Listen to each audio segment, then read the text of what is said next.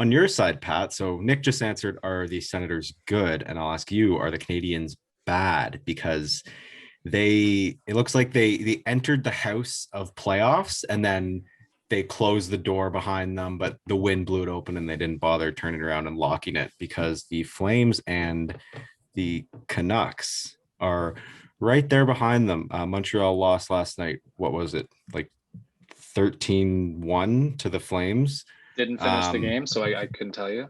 Okay, so no one knows what the score of the Habs game was last night. But Patrick, 5-2, 5-2, 5-2. Are the Canadians bad?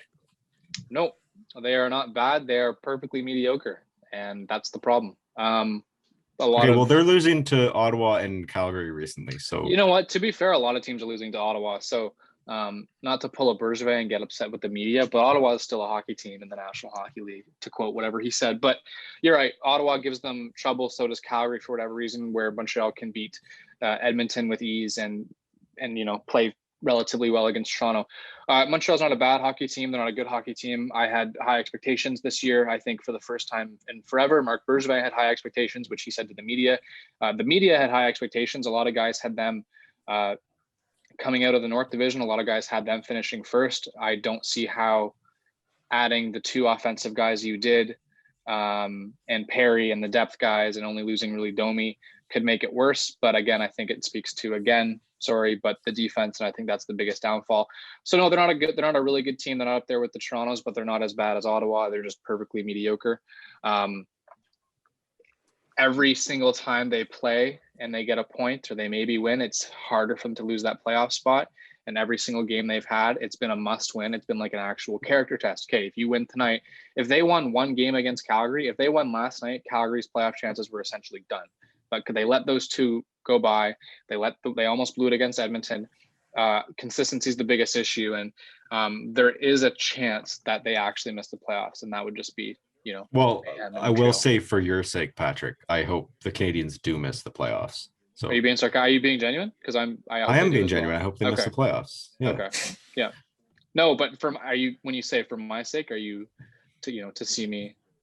Because you think I would like to see you feel that. So I am happier if I will take, this is the problem. And this is what's going on Twitter is everyone says, fans can't handle a rebuild. Fans can't handle being in the basement like Ottawa or like Toronto was a couple years ago.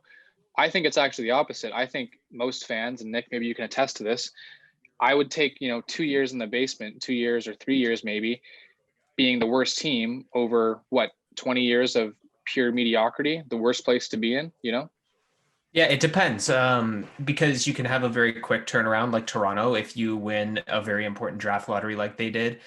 Same things happened with New York. They've won a couple of draft lotteries now. Or you can be like Ottawa and Detroit when the process is prolonged because you're unlucky in the lottery. It depends now. We'll see how that changes now. Maybe the approach with the NHL's new draft lottery rules coming in, favoring those bottom teams a bit more, sort of how it was back in the old days.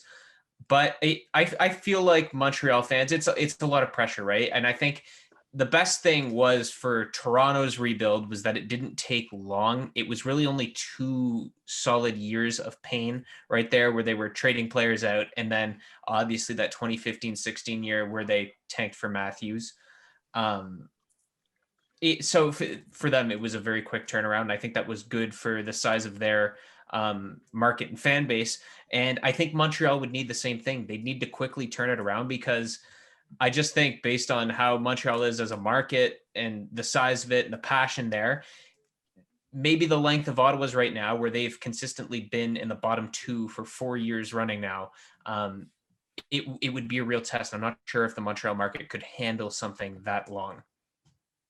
Yeah, and that's the thing. Now we're seeing GM replacements. And just to touch on Toronto real quick, I think obviously Matthews, that was the big one. But I also think nailing the pick in the 2015 draft, look at the guys like who went in and around, or before Marner, you had Strome, and then you had Hanifin, Zaka, Provorov.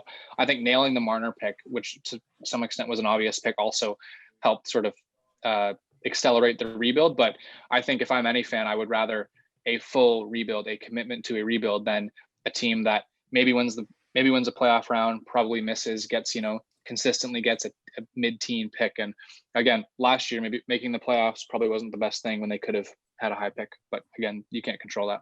Yeah, it depends what your what your faith is in Montreal scouting and all that to quickly turn the ship around. It's a whole other debate. Okay,